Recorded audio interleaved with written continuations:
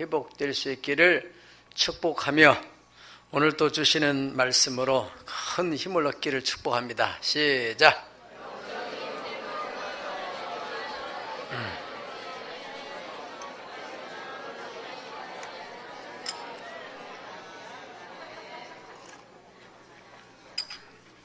아멘. 너희는 나의 증인이라, 이런 말씀으로 함께 은혜 나누겠습니다.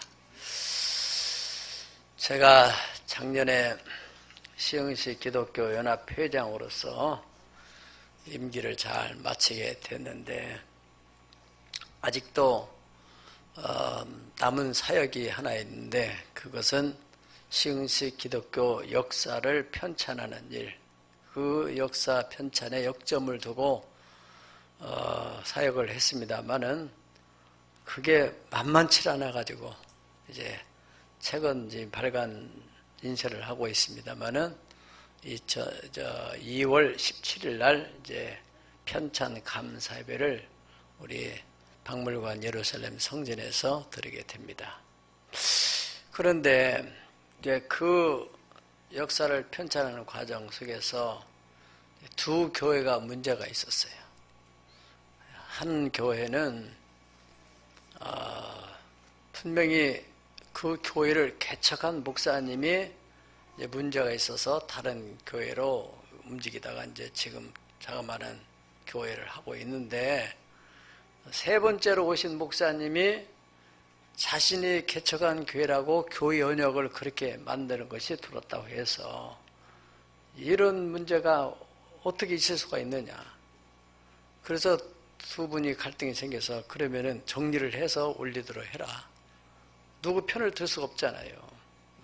그런 문제가 하나 있었고, 한 교회는 A라는 교회와 B라는 교회가 있었는데, 이 A라는 교회 목사님이 목회를 하는데 너무 힘들어서 교회에 부채가 많고, 그래서 B 교회 목사님에게 다 넘겼어요. 이제 빚 갚아도록 하고 자기는 이제 다른 데로 멀리 갔어요. 그래서 A, B 교회가 합해졌어요.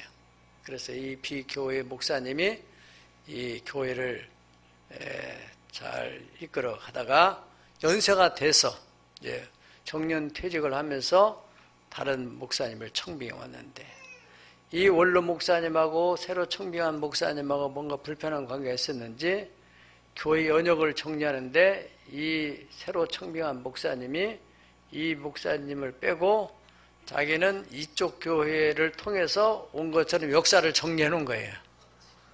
그래가지고 이것을 그 원로 목사님 나중에 알고 나서 이럴 수가 있느냐. 그러면 거기도 같이 정리해가지고 와라. 그래서 다 물리쳤어요.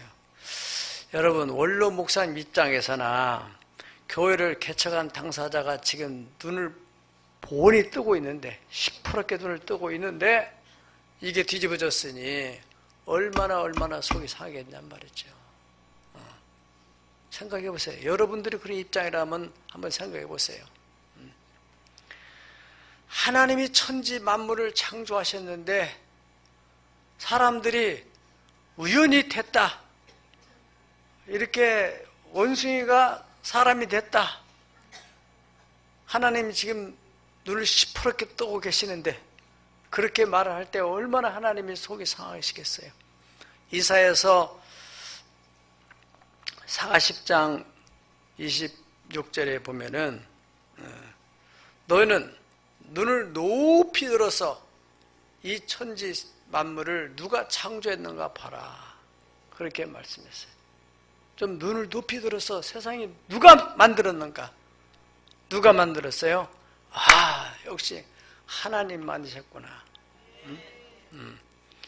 여러분, 사람들은 자기 이성의 한계 안에서 생각을 해보려고 하니까 이게 뭔가 어떤 원소들이 융합을 해가지고, 수소와 탄소와 질소와 이런 원소들이 융합을 해가지고 거기에 어떤 미생물이 만들어지고, 그 미생물이 또 융합을 하면서 또 이런 생명체로 점점점 눈에 보이는 생명체로 만들어지고 그 다음에 점점 이 척추동물이 되고 또 그 다음에 원숭이가 만들어지고 그 다음에 진화돼 가지고 사람이 됐다.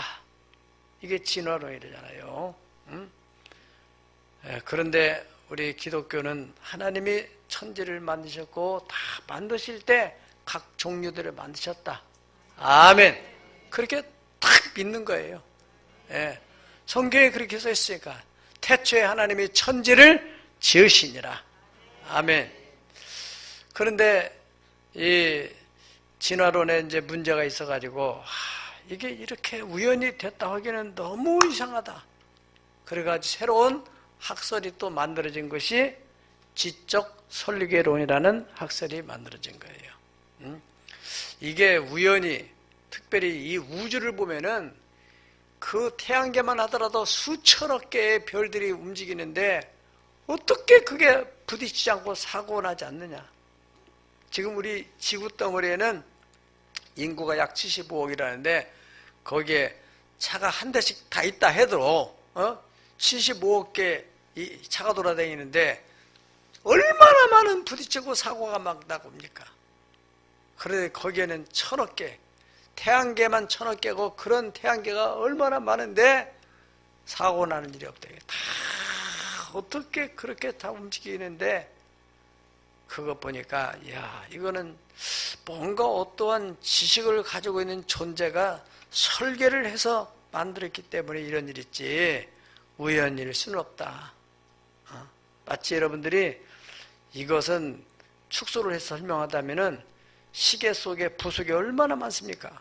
그 부속을 다 분해해가지고 이 컵에다 넣고 팍 흔들어서 수천 년이 지나고 나니까 시계가 나온다. 거기서 있을 수가 있는 일이 없어요. 있을 수 없는 일이죠. 그게 진화론을 믿는 거예요. 예. 그러니 얼마나 안타까워요.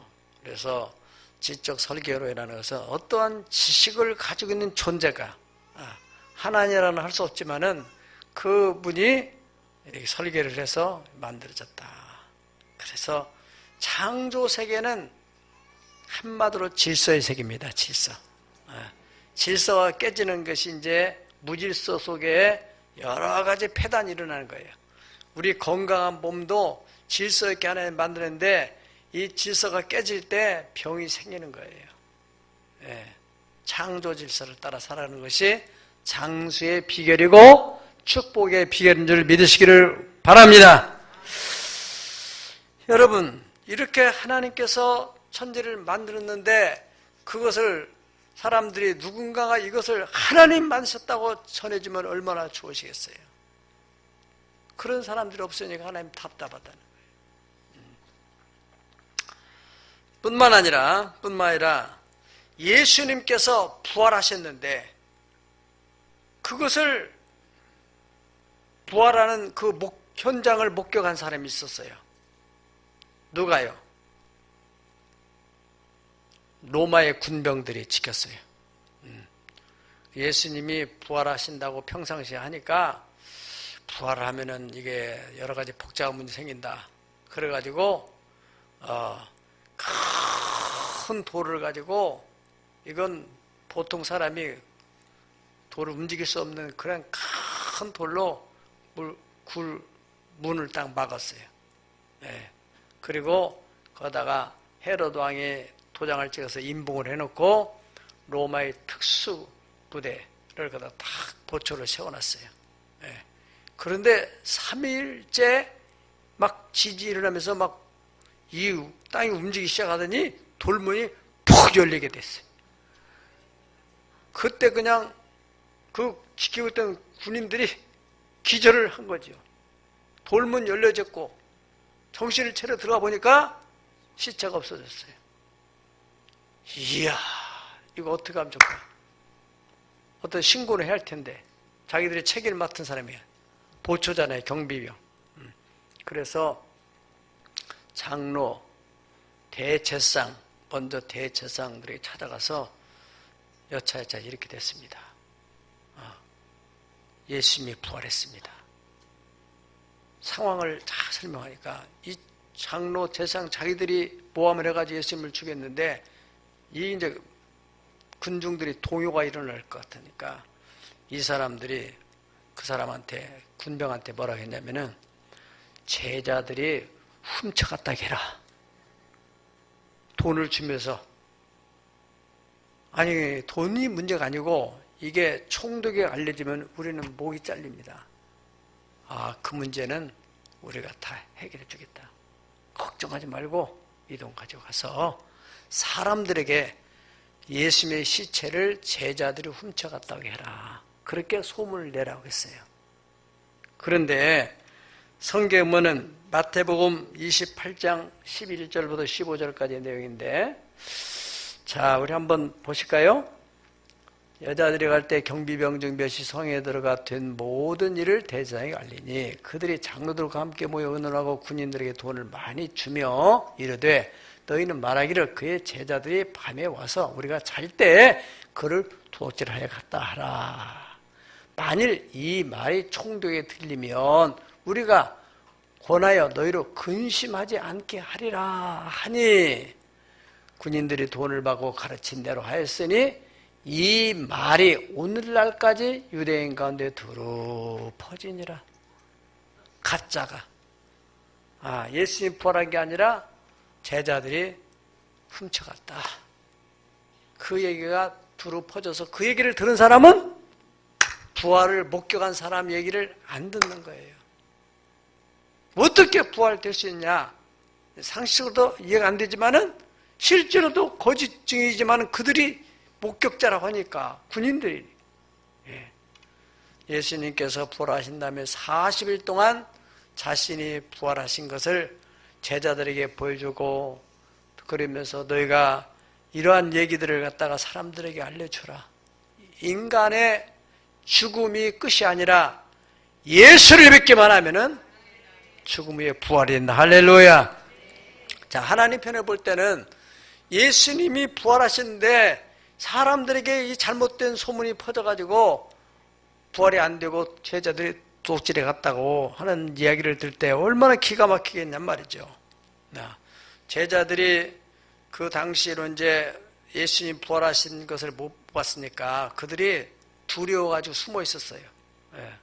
숨어 있을 때 예수님이 문을 잠궈놨는데 통과해서 들어오신 거예요. 그 제자들이 얼마나 놀랐겠어요. 아니, 문이 잠겼는데 이게 도대체 사람이야 유령이야? 예수님 모습 같은데. 예수님께서 손에 못자국을 보여주고 옆구리에 창 보여주면서 나다. 내가 십자가에 못 박히는 흔적이잖아 이게. 그래도 제자들이 설마 의심하는 사람들이 있어가지고 먹을 거 있으면 가져와봐라. 그래가지고 생선 구운 걸 가져오니까 예수님 그걸 신이 잡수시면 정말로 유령이 아니고 살아있는 몸이라는 것을 보여주려고 그렇게 말씀했다는 얘기가 누가복음 24장 36절부터 48절까지 있습니다. 48절. 그러면 예수님이 그 모든 말씀을 하시고 나서 제자들에게 시작. 너희는 이 모든 일의 증인이라. 할렐루야. 너희가 지금 이 목격한 예수님이 부활했다 하는 이 모든 일에 너희가 증인이 되어라. 아멘. 그러면서 49절에 말씀하시기를 시작. 볼지어다 내가 내 아버지 약속하신 것을 너에게 보내리니 너희는 위로부터 능력으로 입혀질 때까지 이 성에 머무르라. 아멘. 그 성은 바로 예루살렘 성에 너희가 내 증인이 되기 위해서는 이 성에 머물러서 하나님의 능력이 입혀질 때까지 여기에 머물러 있어라. 그렇게 말씀을 하시고 이제 승천하시기 전에 제자들이 또 묻습니다. 예수님 이스라엘 나라를 회복하시면 이때입니까? 그러니까 예수님께서 때와 기한은 아버지께서 자기의 권한에 드셨으니 너희는 알 바 아니고 오직 성령이 너희에게 임하시게 되면은 너희가 권능을 받고 예루살렘과 온 유대와 사마리아와 땅 끝까지 이르러서 나의 증인이 되리라. 아멘. 네, 그 말씀을 다시 상기시켜 줬어요. 그래서 제자들이 예수님 말씀을 믿고 예루살렘을 떠나지 않고 마가 요한의 다락방에 모여가지고 그들이 집중해서 기도를 하게 됐어요. 작정을 하지 않고 무작정 머물러 있으라고 했으니까. 그래서 열심히 기도를 하는데 10일이 지났을 때 갑자기 회오리바람 같은 일 일어나면서 하늘에서 막 불이 내려오는 거예요. 사람이 혀 같은 불이 막 불덩어리가 내려오더니 갈라지면서 각 사람의 그 120명이 앉아서 있었는데 머리에 막 불꽃이 떨어지니까 막 사람들이 알라라라라라라라라라라라 막 방언이 막 터져가지고 막 얼마나 놀라운 일이 벌어졌는지 말이죠. 예. 그래가지고 그 이후로 그들이 밖에 나가니까 거기에 사람들이 그 당시에 이제 말하자면은 명절이었어요. 명절. 우리나라는 명절 되면은 다 고향으로 가잖아요. 이스라엘은 명절 되면 전부 다 예루살렘으로 모이는 거예요. 하나님 앞에 예배하기 위해서. 그래서 외국에 나갔던 사람들도 전부 다 예루살렘 모였는데 약 16개 나라에서 모인 사람들이, 러시아에서 온 사람, 또 저 미국에서 온 사람, 남미 이런 여러 나라에서 온 사람들이 거기에 모여 있었는데 이 사람들이 보면 깜짝 놀란 거예요. 이야, 이거 어떻게 된 거야 이게. 이 사람들의 모습을 보면 갈릴리 사람들인데, 갈릴리는 다 어렵게 사는 사람들이라서 가방끈이 짧은 사람들인데 어떻게 이렇게 능숙하게 외국어를 할 수 있을까? 자기 나라 말로 듣는 거예요. 원래 유대인이지만은 우리 한국인으로서 미국 시민권을 간 사람 있잖아요. 또 일본 시민권을 간 사람, 영주권을 간 사람 있듯이 바로 유태인이 원래 유태인인데 그런 나라에서 온 사람들이 이제 자기들의 귀로 들려볼 때 그 말이 들리는 거예요. 그러니까 야, 이거 어떻게 된 거야? 그때 이제 베드로가 이제 설교를 하기 시작하는 거죠. 사도행전 2장 41절에 보면은 14절부터 41절까지 내용에 보면은 그렇게 말했어요. 특별히 거기에 31절부터 42절, 31절 다시 보세요. 형제들아, 내가 조상 다윗에 대해 담대히 말하시니 다윗이 죽어 장사되어 그 묘가 오늘까지 우리 중에 있도다. 이제 다윗이라는 사람이 이스라엘 백성을 너무 잘 아니까 그런 선지자라.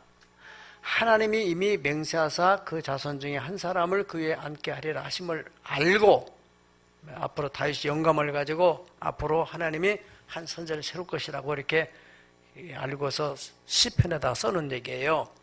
미리 본고로 영감으로 미리 본고로 그리스도의 부활을 말하되 그가 음부에 버리지 않고 그의 육신이 썩음을 당하지 아니하리라 하시리라 하더니 이 예수를 하나님이 살리신지라. 우리가 다 일의 주인이다. 아멘. 이 말을 듣더니 사람들이 논리가 있거든요. 말이 맞거든요. 그리고 실제로 그 예수님이 부활하심으로 인해서 그들에게 성령 충만한 역사를 그들이 보고 거기서 그럼 우리가 어떻게 하면 좋겠느냐.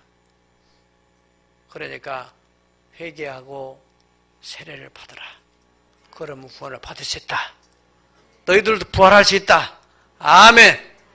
그래서 그때 회개하고 예수 믿겠다고 한 사람이 몇 명이요? 41절 시작. 그 말을 받은 사람들은 세례를 받음에 이날의 신도의 수가 3,000이나 도하더라. 할렐루야. 그 부활된 확신을 가지고 예수님 십자가에 달리실 때는 무서워서 다 도망갔는데 그러던 사람들이 성령 충만 받고 나서 성령은 바로 어떤 영이에요? 예수님의 부활을 증거하는 영이에요. 아멘. 그리고 예수님께서도 성령이 너에게 임하시면 너희가 증인이 되리라. 아멘. 그래서 그렇게 담대하게 막 외치니까 죽음을 두려지 않고 그것을 보고 듣던 사람들이 3,000명이 감동받아서 나도 예수님 믿어야 되겠다. 아멘. 예. 그 당시에는요, 부차별적인 분위기가 예수 믿는 것을 그렇게 내놓기가 쉽지 않은 시대예요. 지금 우리나라 현실은요, 김정은이 요구를 하면은 눈치가 보이는 시대라니까, 지금. 예. 지금 그런 시대를 살고 있어요. 그래서 함부로 이렇게 말을 하면 안 되는 거예요. 여기는 전부 다 은혜로운 사람이 있기에 괜찮지만은, 그런데 이보다 더 무시무시한 시대예요. 그럼 나는 예수 믿겠다. 왜? 부활이 있다니까. 눈치 볼 거 없이 그런 자신감과 담대함을 가지고 예수를 믿겠다고 고백한 사람들이 3,000명이 됐다는 것입니다. 사도행전 3장 12절에서 15절 하면은 하나님이 죽은 자 가운데 그를 살리셨으니 우리가 이 일의 증인이다. 아멘. 예. 3장에 가서 이제 베드로가 또 베드로와 요한이 나면서부터 안전뱅이 된 사람을 일으켜 세우니까 사람들이 또 막 그 인산인에 모여드는 거예요. 거기서 또 설교를 하는 거예요. 예. 그러면서 바로 하나님이 죽은 자 가운데서 예수님을 살리셨다. 예수님 부활됐다. 할렐루야. 이 일에 우리가 증인이다. 아멘. 예. 사도행전 10장 가면은 39절에 또 유대인의 땅과 예루살렘에서 거행한 모든 일에 증인이라고 그렇게 말했어요. 13장 30절에 31절 하면은 하나님이 죽은 자 가운데서 그를 살리신지라 갈릴리로부터 예루살렘에 함께 올라간 사람들이 여러 나라 보이셨으니 그들이 이제 백성 앞에서 그의 증인이라. 할렐루야. 또 22장으로 가게 되면 이제 사도 바울 선생이 딱 나타나서 거기에 이 사람들 앞에서 자기가 다메섹 도상에서 부활의 주인을 만난 것에 대해서 증거하는 거예요. 내가 그를 위해 모든 사람 앞에서 내가 보고 들은 것에 증인이 되리라. 하나님이 하신 그 말씀에 대해서 그가 나는 증인이다. 이제 사도행전 26장 16절 보면은 이제 로마의 황제 아그리빠 왕 앞에서 이 사람이 증언하는 거예요. 증언. 예. 자, 한번 보십시다. 일어나 발로 서라. 자기 관증을 하는 거예요. 예. 그때 이제 다메섹에 있었던 그 이야기를 그것을 생각을 다시 돌이켜서 그 사람들 앞에 또 아그리빠 왕 앞에서 하는 거예요. 주님이 그랬다는 거야. 일어나 너 발로 서라. 내가 네게 나타난 것은 곧 네가 나를 본 일과 장차 내가 네게 나타날 일에 너로 종과 증인을 삼으려 함이니. 아멘. 그래서 자기가 이스라엘과 이방 사람의 내가 너를 구원하여 그들에게 보내 눈을 뜨게 하고 어둠에서 빛으로 사탄의 권세에서 하나님께로 돌아오게 하고 죄사함과 나를 믿어 구원을 얻은 거룩한 무리 가운데서 기업을 얻게 하리라. 아멘. 이러한 증인들이 이렇게 해서 그 당시 그렇게 로마 황제의 핍박 속에서 박해를 받으면서 짐승들에게 물어뜯기도 하고 무시무시한 황제들의 박해 속에서도 예수님이 부활했다. 로마 황제는 신이 아니다. 참된 신은 하나님 예수 그리스도다. 할렐루야. 생명을 걸고 증거한 사람, 그러다가 순교당한 사람들, 그런 사람들이 몇 명이에요? 히브리서 12장 1절에서는 구름같이 둘러싼 허다한 증인들이 있다. 구름만큼 그렇게 많은 증인들이 있다는 거예요. 무슨 증인? 예수는 그리스도, 예수님은 사망 권세를 깨트리고 부활하신 분. 아멘. 그래, 오늘 하나님께서 이사야 선지자에게 8절에 말씀을 하시는 거예요. 8절 한번 읽어보실까요? 시작. 눈이 있어도 보지 못하고 귀가 있어도 듣지 못하는 백성을 이끌어내라. 아멘. 멀쩡한 눈을 가지고도 하나님이 만드신 창조의 세계를 보지 못하는 거예요. 그리고 귀가 있어도 살아계신 하나님의 음성을 듣지 못하는 거예요. 그런 사람들에게 하나님이 천지를 만드셨다. 그리고 수도 헤아릴 수 없는 증인들이 많이 있는데도 예수님이 부활했다는 것을 아직도 믿지 못하고 있는 사람들에게 예수님이 부활했다 하는 것을 증거하기 위하여서 어떻게 하라? 너는 증인을 세워라. 아멘. 9절 봅니다. 열방은 모였으며 민족들이 해접하였는데 그들 중에 누가 이 일을 알려주며 이전 일을 그들에게 들려주겠느냐. 하나님이 창조하셨다는 것과 또 하나님께서 독생자 예수님을 보내서 우리의 죄를 다 대속하고 구원하셨다. 주 예수를 믿기만 하면 너는 구원을 받는다. 이 일을 누가 알려주겠느냐 이거예요. 이 일을 위해서 어떻게 하라고요? 그 다음 보니까 그들의 증인을 세워라. 할렐루야. 증인을 세워라. 그렇게 말씀했어요. 레위기 5장 1절에 보면은 이제 구약시대의 증인에 대해서 말씀하는데 5장 1절을 봅니다. 레위기 5장 1절.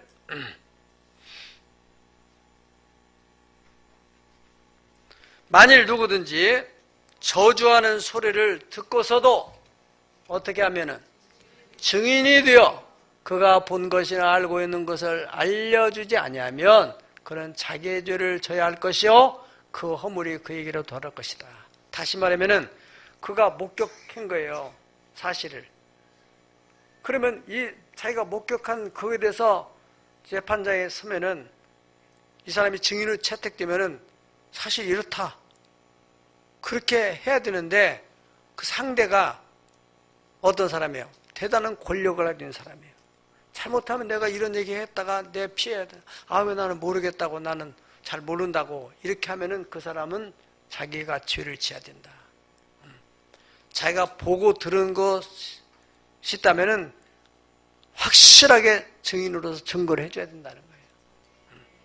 그러니까 여러분들이 우리는 예수님이 십자가에 달리신 것을 육신의 눈으로 보고 육신의 귀로 들은 거 아니지만은 증인들을 통해서 들었고 그리고 그 증거용인 성령이 오셔가지고 우리로 하여금 하나님을 아버지라고 예수님을 나의 구주라고 믿을 수 있도록 성령이 역사를 하시는데 이것을 전해줘야 할 사람에게 전해주지 않으면 그 핏값을 우리한테 묻겠다고 에스겔서에 말씀하셨어요.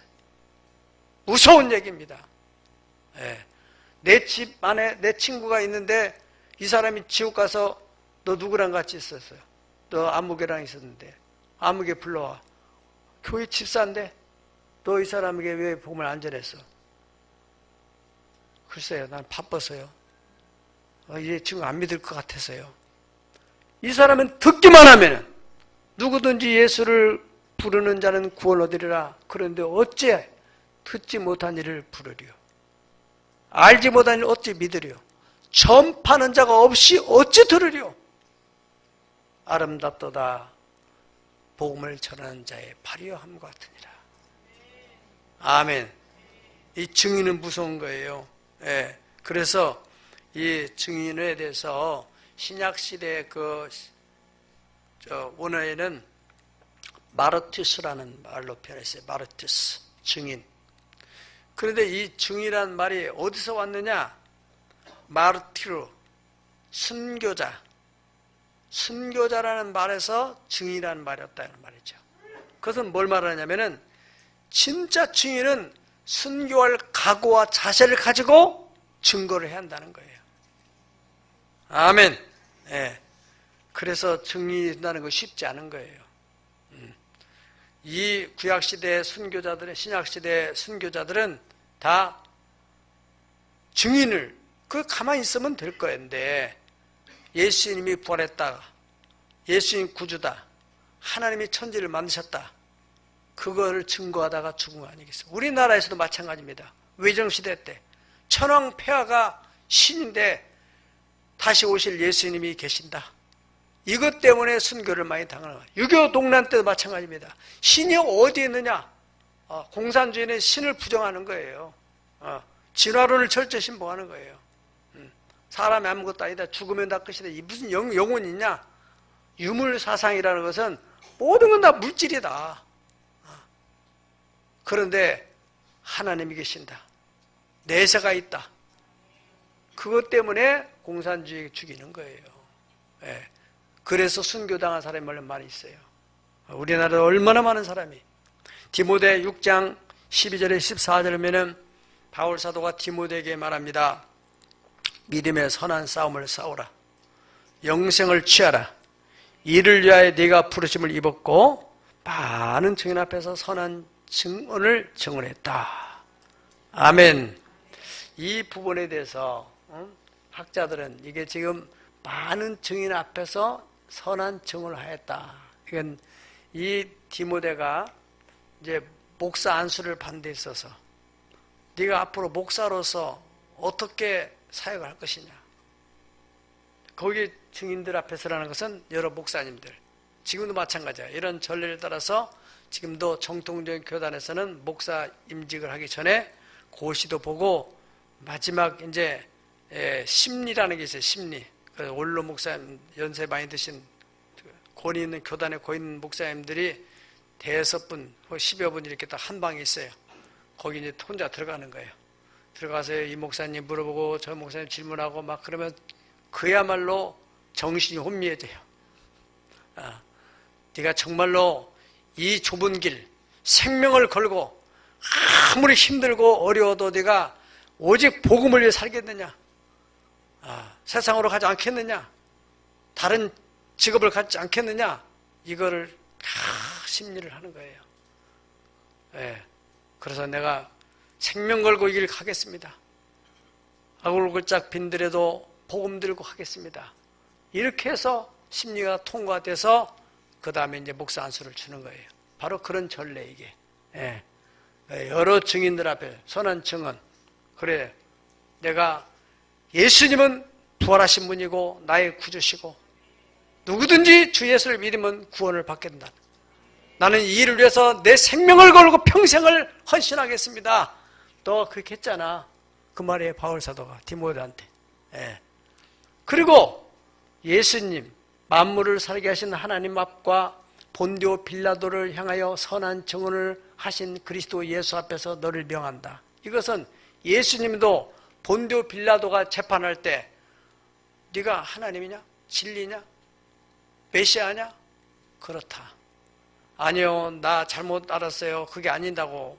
예수님이 거기서 이렇게 조금 생명이 위험스러워서 이렇게 말을 돌리고 그랬더라면 안 죽을 수도 있을 거예요. 네 말이 맞다. 할렐루야. 당당하게. 빌라도가 얼마나 당황했겠어요. 어떤 사람도 자기 앞에 있다고 하면 벌벌 떨는데 당당하게 그의 눈을 쳐다보면서 할 때 오히려 빌라도가 신문을 받는 느낌 있죠.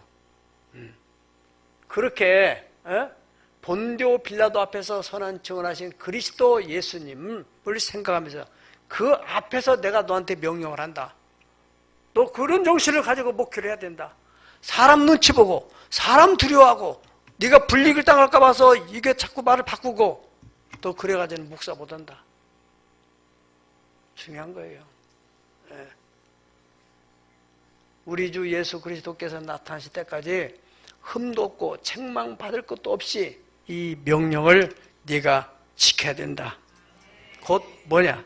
재림하실 때까지, 예수님이 다시 재림하실 때까지 네가 흠도 없고 나중에 직무유기를 했다는 책망받을 것도 없도록 네가 당당하게 복음을 전해야 된다.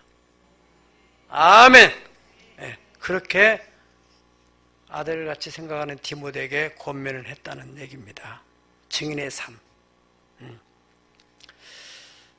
두 번째로는 이 증인들을 세우는데 세운 다음에는 어떻게 하라겠느냐. 9절에 보니까 자기들의 옳음을 나타내고 그렇게 했습니다. 따라 자기들의 옳음을 나타내라. 증인이 증거하려면은 요즘으로 말한다면은 우리는 간증이 있어야 한다. 간증. 예수를 믿으려고 사람들에게 전도하려면은 논리와 이론을 말하는 것도 물론 중요하지만은 내가 예수를 믿고 나서 우리 가정이 이렇게 됐고 내 몸에 이렇게 변화가 됐고 내 생활이 이렇게 바꿔졌고 그러한 증거가 있어야 된다는 거예요. 그게 증인이죠, 증인. 예. 그러니까 남의 얘기를 들은 것도 물론 이제 우리가 하나의 증거가 될 수 있지만은 더 확실하고 힘 있는 것은 내가 체험한 하나님. 사도 바울도 이 전도할 때 자기가 경험한 얘기를 사도행전에 여러 차례 하잖아요. 가장 전도하는데 효과적인 것은 바로 내가 만난 하나님, 내가 만난 예수님. 아멘. 그렇게 간증을 만들라는 간증거리를. 자, 출애굽기 18장 8절에서 11절을 보면요. 거기에 이제 이스라엘 백성들이 출애굽을 하고 난 후에 홍해를 건너서 이제 광야를 나왔을 때 그 모세의 장인 이드로라는 분이 이제 손주도 보고 싶고 딸도 보고 싶고 그래서 이제 모세를 찾아왔어요. 모세를 찾아와서 이제 모세한테 여차여차한 얘기를 들었어요. 무슨 얘기요? 우리가 애굽에서 430년 동안 종살했는데 이 이드로는 알지요? 바로의 권력이 어떤 권력인지. 그런데 하나님께서 10가지 재앙을 내리고 그래서 우리가 거기 나왔고 그리고 홍해 앞에 딱 당도했을 때 백성들이 막 원망을 하고 왜 우리가 죽을 데가 없어서 물에다 빠뜨려 죽이려고 데려갔느냐, 돌아가자, 막 그런 불안하고 두렵기도 하고 갈등과 번민 그런 가운데서 전지전능한 하나님께서 반드시 이 강을 갈라줄 것이다. 그래서 밤새 손을 들고서 여호와를 앙망하는 기도를 하잖아요. 예. 그때 밤새 바람이 불면서 새벽녘이 되고 홍해가 샥 갈라지게 돼. 할렐루야! 그런 이야기를 이 이드로 장인에게 말씀을 드리니까 장인이 뭐라 했어요? 듣고서 이야, 너희 하나님은 진짜 상천하지. 옛날 성경에는 하늘과 땅의 최고의 신이다. 그렇게 고백을 했다는 거예요. 여러분 우리가 친척들, 형제나 누구나 다른 얘기가 필요 없어요. 입으로 전하는 것보다 더 강력한 것은 여러분의 삶으로. 때로는 목숨을 걸고 하셨다면 너무 좋겠지만 지금 우리는 순교 시대가 아니야. 너는 복음을 전하는 너가 죽일 사람은 없어요. 지금은 내 삶을 통해서 저희가 예수님 만났고 어떻게 저렇게 예수 믿기 전에는 교회 나가기 전에 사람이 저러는데 어떻게 달라져서 가정, 자녀, 남편, 아내 그의 생활 어떻게 달라졌어? 오늘 간증한 우리 권사님도 이제 그동안에는 밋밋했는데 뭔가 한번 보여주겠다는 거 아니야? 대충 그동안 타협하면서 살았는데 이제는 정말로 남편에게 봐라, 하나님이 하신 일을 봐라. 뭔가 있어야 그 남편이 돌아오지요. 예. 쉬운 일은 아니겠지만은 여러분 생각해 보세요. 모세가 그 밤에 그 홍해 앞에서 얼마나 많은 번민이 있었겠어요. 돌아가야 돼. 타협을 해.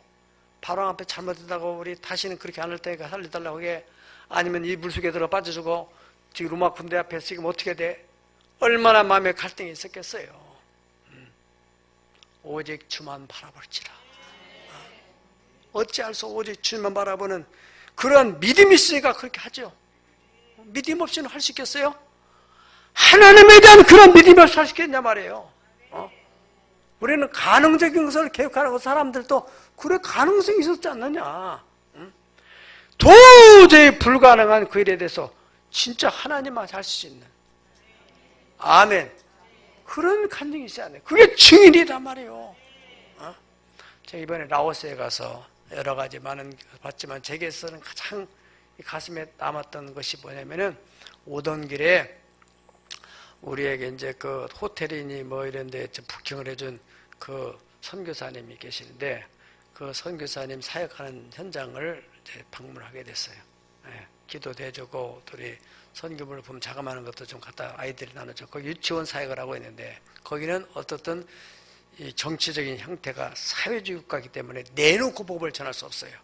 그러니까 이게 다 위장을 해가지고 유치원 사역, 뭐 학교 사역, 또 사업하는 그런 것을 해가지고 비자를 받아가지고 들어가서 사역을 하게 되는데 거기에 유치원을 하고 있더라고요. 그래서 사모님이 이제 간증을 하는 거예요. 우리를 있는데 그 땅이 아주 큰 한 2,000평이가 된다고 그래요. 임대했어요. 지금 임대했어요. 원래 그분들이 이제 태국에 선교사를 왔다가 태국에는 치앙마이에 많은 한국인 선교사가 있는데 태국 바로 경계 너머에 라오스에는 자기 선교사들이 많지 않아요. 왜냐하면 선교하기가 너무 불편하고 힘드니까. 자녀들이 이제 따라 엄마 아빠 때문에 따라왔는데 왜 한국에서도 할 수 있는데 또 태국에서 할 수 있는데 왜 이 어려운 집가우를 데려와가지고 이렇게 힘들게 하냐고. 그런데 그 목사님과 사모님이 작정을 했대요. 거기서 뭐 9년 동안 있었는데 어느 날은 이제 그런 마음을 하나님 주셨다고 그래요. 그래서 하나님 이것도 계약 기간 끝나면 또 다른 데로 옮겨야 할 텐데 이 땅을 주시옵소서. 1년을 작정하고 기도했대요. 어떻게 기도했는지는 알 수 없지만 아무튼 간에 11달째 됐는데 목사님도 이게 한 달밖에 안 남았는데 정말 이게 그들이 기도한 내용은 뭐냐면은 하나님 엘리야에게 손바닥만한 구름을 보여줬듯이 정말 하나님 이 땅을 우리에게 주신다면은 손바닥만한 구름이라도 하나 보내주세요. 그걸 놓고서 기도했다는 거예요. 그래서 이제 12달째 쫙 접어들었는데 딱 한 번 봤던 그 권사님한테서 전화가 왔는데 거기에 제가 뭐 많지는 않지만 얼마 헌금하겠다고 통장번호 알려달라 해가지고 알려줬더니 나중에 확인해 보니까 1억이 들어왔더래. 1억이. 1억이 어떤 사람은 작은 거겠지만 어떤 사람은 어마어마한 돈이죠. 어마어마한 돈이죠. 1억이 들어왔대요. 그냥. 예. 그런데 그게 중요한 게 아니고 자녀들이 대학생도 있고 또 군대 간 아이도 있고 3명인데 아무튼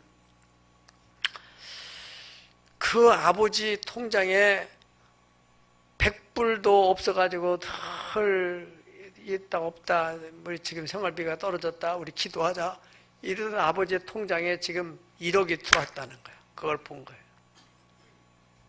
야 정말 하나님이 계신가 보다. 자녀들이 그걸 보고서 믿음이 생겨났다는 거예요. 자녀들이 그때부터는 불평 원망을 하지 않았다는 거예요.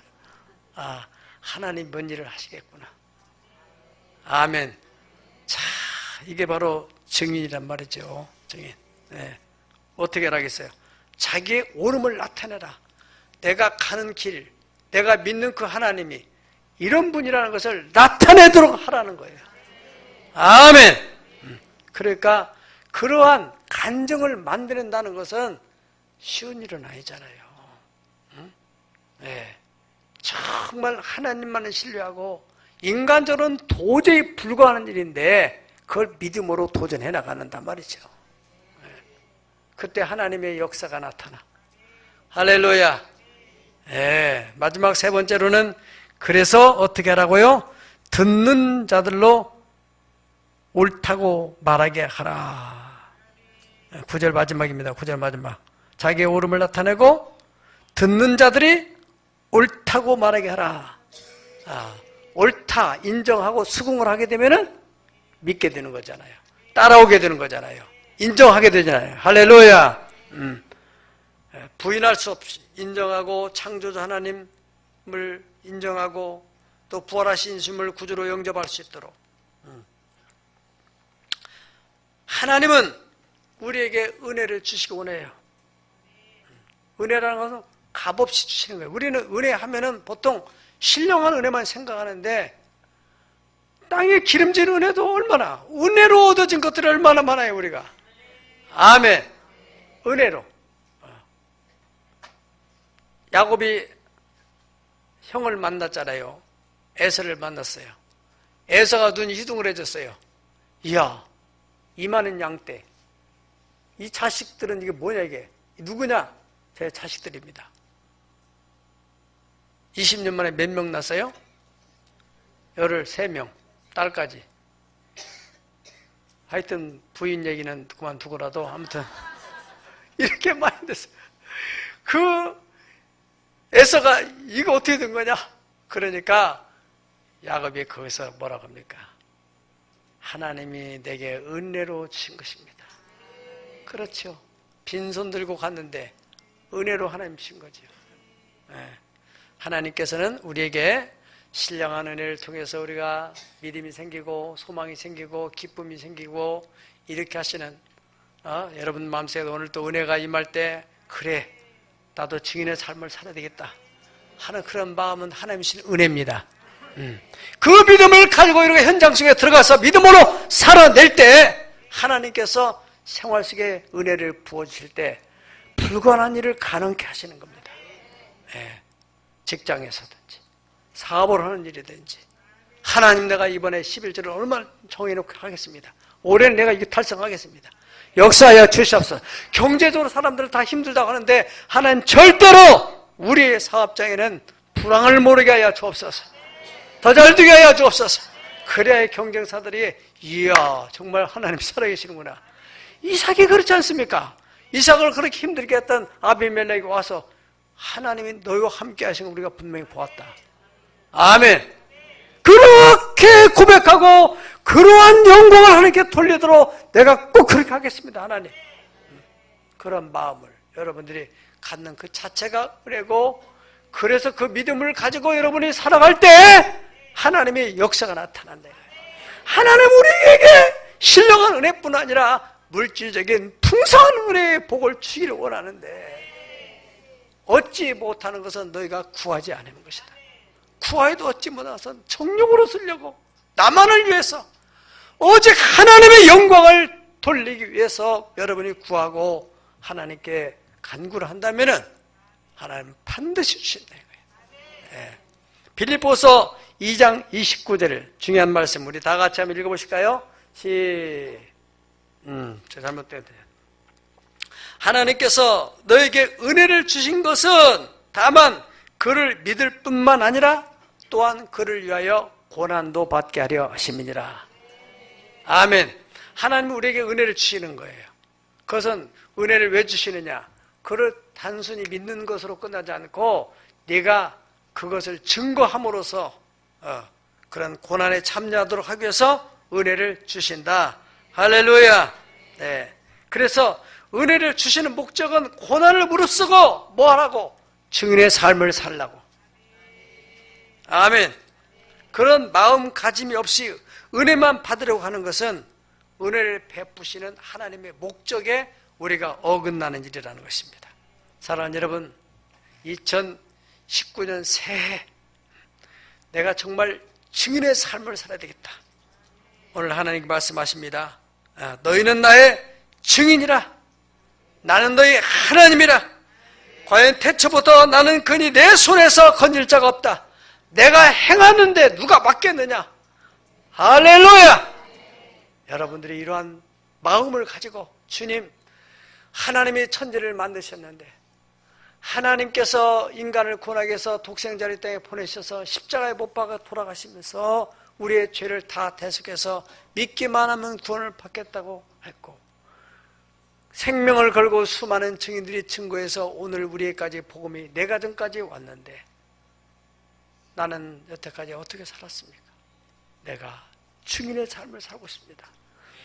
남은 생엔 내가 증인의 삶을 살겠습니다. 주의 영광을 나타내 주시옵소서. 그 믿음을 가지고 나가는 여러분에게 하나님 반드시 영광을 나타내서 증인의 삶을 살도록 해 주실 줄로 믿습니다. 다 같이 기도하겠습니다.